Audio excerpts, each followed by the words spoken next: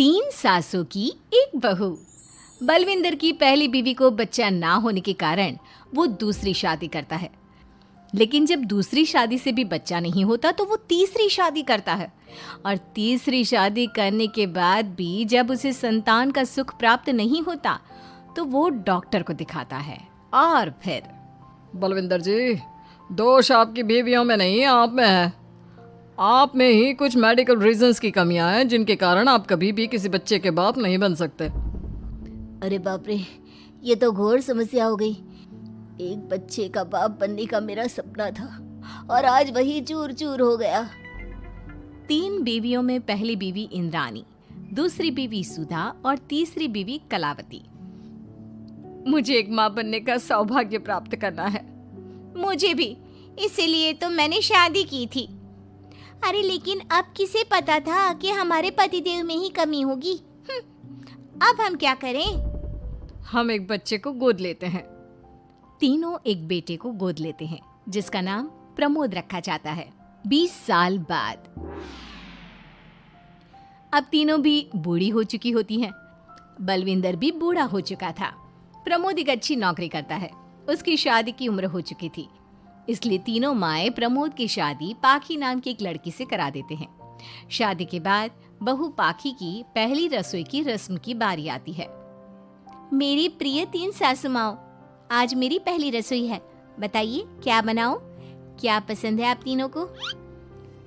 बहू तू ना कढ़ाई पनीर, सूजी का हलवा और पुदीने की चटनी बना दे। अरे नहीं नहीं, ये क्या पसंद है। अरे पाखी बहू, तू छोले भटूरे, सरसों दा साग और मक्के दी रोटी बना और पंजाबी लस्सी भी बना दे। ओफो, सच में मेरी सौतन हो, खाने के मामले में तुम्हारा टेस्ट और चॉइस दोनों भी बकवास है। बहू, नॉर्मल सिंपल सात्विक भोजन बना दो और हलवा पूड़ी खीर का भोग चढ़ा दो भगवान को मंदिर में। अरे कैसे तुम दोनों अपनी मनमानी कर रही हो? मैं तुम दोनों से पहले आई थी बलविंदर जी के जीवन में, और तुम दोनों से उम्र में भी मैं बड़ी हूँ।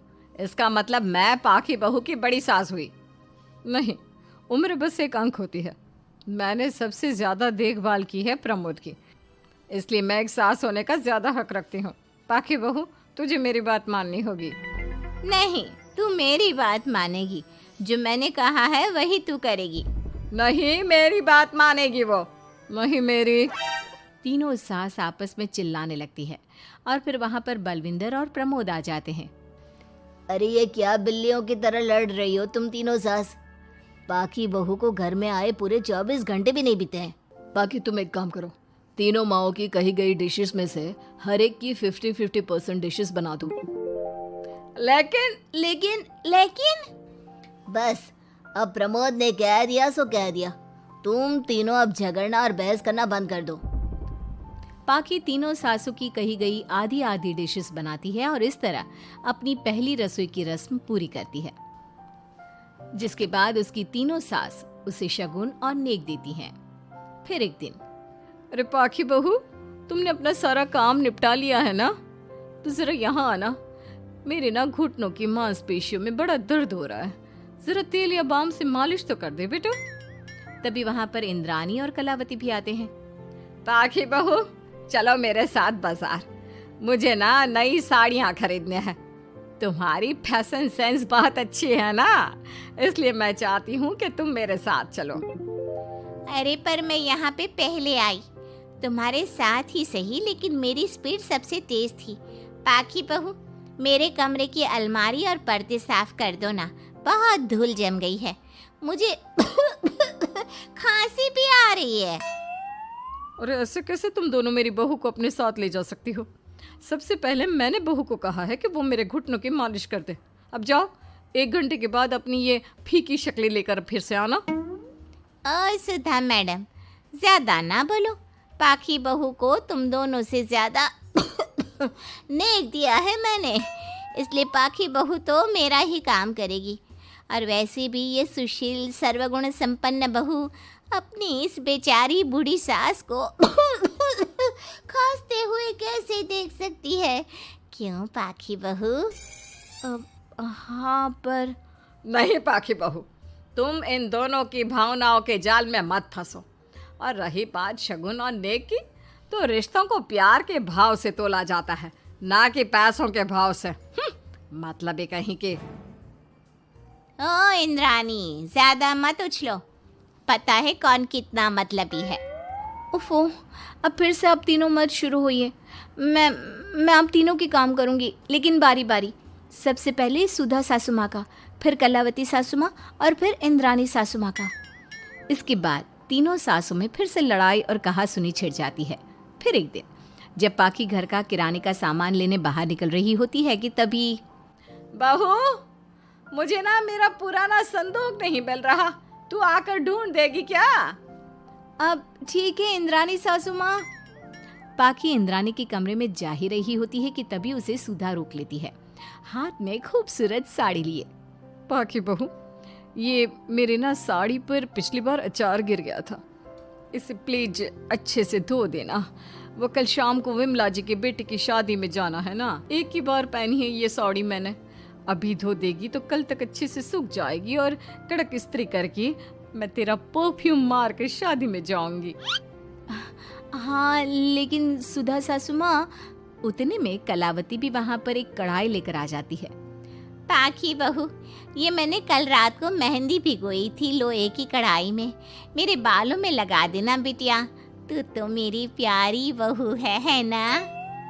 इंद्रानी वहाँ आ जाती है और तीनों सास फिर से एक दूसरे को गुस्सेल आंखों से देखती है और फिर से आपस में लड़ना शुरू कर देती है। तुम अपने आप को समझती क्या हो? खरीद लिया है क्या मेरी बहू को? ये मेरी बहू है। तुम मेरी पड़ोसन है क्या? ये मेरी भी बहू है और मेरा भी इस पर उतना ही हक है जितना कि तुम्हारा। तुमने खरीद नहीं लिया है ना, तो ये मेरी है, सिर्फ मेरी, इकलौती बहू मेरी पाखी, मेरा ही काम करेगी। क्यों पाखी? नहीं नहीं, ये मेरा काम करेगी। पहले मैंने आवाज लगाई थी। तुम दोनों तो ऐसी बहू पाने के लायक भी नहीं हो। हट जाओ तुम दोनों और खुले मैदान में जाकर एक दूसरे से लड़ो और नोचो एक दूसरे को। लेकिन पाखी बहू तो सिर्फ मेरी ही सुनेगी और मेरे ही आदेशों का पालन भी करेगी। तीनों सासों के बढ़ते झगड़े को देख पाखी अपना आपा खो देती है और जोर से चिल्ला पड़ती है, बस बहुत हुई आप तीनों की तू मैं। अरे रोज ना ड्रामा लगाती रहती हो, 50 साल की बूढ़ी औरतें हो गई हो, फिर भी बच्चों की तरह लड़ती रहती हो। अब बस बहुत हुआ। अब तो मैं आप तीनों में से किसी की भी बात नहीं सुनूंगी और मैं जा रही हूँ ये घर छोड़ के। अब मुझ में और सहन शक्ति नहीं बची, मैं चली। अब लड़ो झगड़ो, एक दूसरे को मारो पीटो नोचो, जो करना है करो। पाखी अपना सूटकेस लेकर घर से बाहर निकलने लगती है। तभी तीनों सास बेहद घबरा जाती हैं और भावुक होकर पाखी से विनती करने लगती है, पाखी बहू, बहू हमें छोड़कर मत जाओ ऐसे। अरे हम तुम्हारे बिना मर जाएंगे। इतने कम समय में ही तुम हम सबकी जीने की वजह बन चुकी हो। माफ कर दो हमें बेटा। हाँ पाखी बहू, हम आइंदा से कभी नहीं लड़ेंगे और हंसी खुशी मिलकर बात करते रहेंगे, वादा करते हैं। हाँ बहू, लेकिन तू मत जा प्लीज, ये घर तेरे बिना सुना सुना हो जाएगा।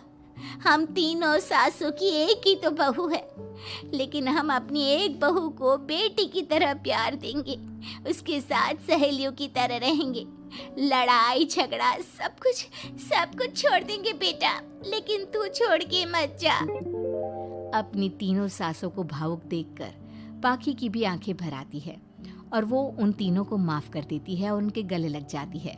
इसके बाद तीनों सास अपनी एक बहू संग खुशी से मिलजुल कर रहती हैं और आपस में जरा भी लड़ाई झगड़े नहीं करती।